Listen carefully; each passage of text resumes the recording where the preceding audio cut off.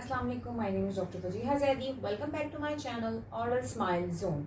आज की हमारी वीडियो बहुत इन्फॉर्मेटिव है because it is about the types of brushes according to their operation, means manual and electrical brushes. बहुत सारे लोग इनमें कंफ्यूज हो जाते हैं कि मैनुअल हमारे लिए ज़्यादा बेटर है या इलेक्ट्रिकल टूथ ब्रशेस ज़्यादा बेटर है और हमारी ओरल हेल्थ किससे बेहतर रहेगी। इनके हम फ़ायदे और नुकसान इनको डिस्कस करेंगे और इन दी एंड मैं आपको बताऊंगी कि मेरी रिकमेंडेशन एज अ डॉक्टर आपके लिए क्या है।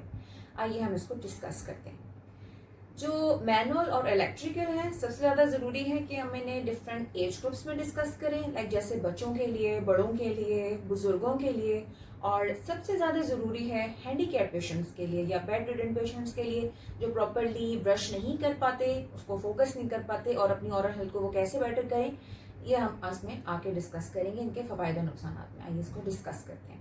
सबसे पहले बच्चों के लिए टूथब्रश करना is not interesting at all. वो इस चीज़ से बहुत ज़्यादा भागते हैं, तो पेरेंट्स को मुस्तकिल सुपरवाइज करना पड़ता है कि आगे पीछे के सारे दांत उन्होंने साफ किए नहीं किए, प्रॉपरली टाइम लगाया है या नहीं। इसमें बहुत मुश्किल होती है। समटाइम्स ये होता है कि वो लोग अपने जो दांत हैं डेसिडुअल दांतों पे यानी दूध के दांतों पर तवज्जो नहीं देते क्योंकि ये गिर जाएंगे। ऐसा नहीं है, 12 साल की उम्र तक बच्चों के मुंह में ये दांत रहेंगे, तो उसका आपने ज़्यादा ख्याल रखना है।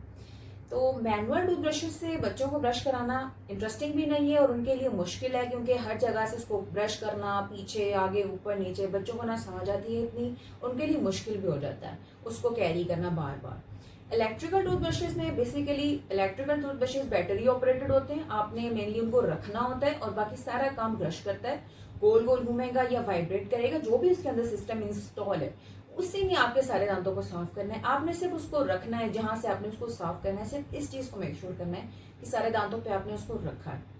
बड़ों के लिए, एडल्ट एज ग्रुप के लिए मैनुअल टूथब्रशेस भी मतलब लाइक नॉर्मल होते हैं और इलेक्ट्रिकल टूथब्रशेस भी। आपको टेक्निक अगर प्रॉपर पता है तो मैनुअल और इलेक्ट्रिकल दोनों ही एडल्ट एज ग्रुप के लिए सही होते हैं।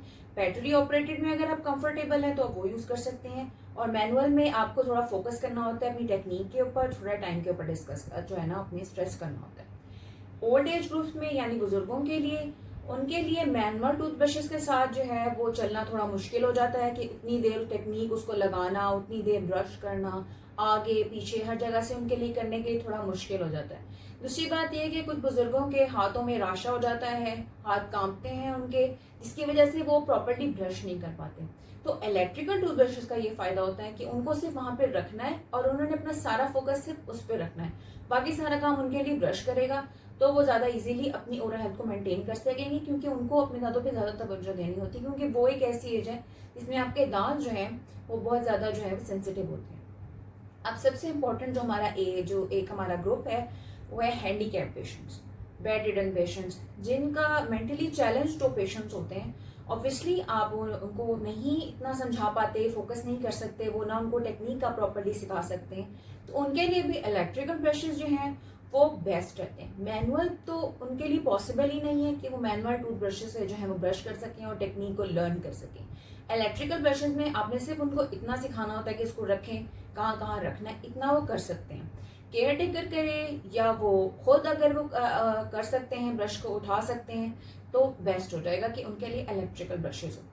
दूसरे फवायद और नुकसान ये हैं कि जो मैनुअल ब्रशेज होते हैं कॉस्ट इफेक्टिव हैं, यानी आप इजीली उनको परचेज कर सकते हैं, इजीली आप उनको रिप्लेस कर सकते हैं, 2-3 ले लें, जितना भी आपकी मर्जी। जो इलेक्ट्रिकल टूथ ब्रशेज होते हैं वो मैनुअल की निस्बत थोड़े से कॉस्टली होते हैं, उनको रिप्लेस भी जब आपने करना होता है, उनका हेड जो आपने रिप्लेस करना होता है वो भी थोड़ा सा कॉस्टली होता है, थोड़ा महंगा होता है, थोड़ा सा आपको उसमें इन्वेस्ट करना होता है। दूसरी बात यह है कि मैनुअल टूथब्रशेस की जो है उसको आप कहीं भी रख सकते हैं, कैसे भी उसको ट्रैवलिंग करना उसके साथ ईजी होता है।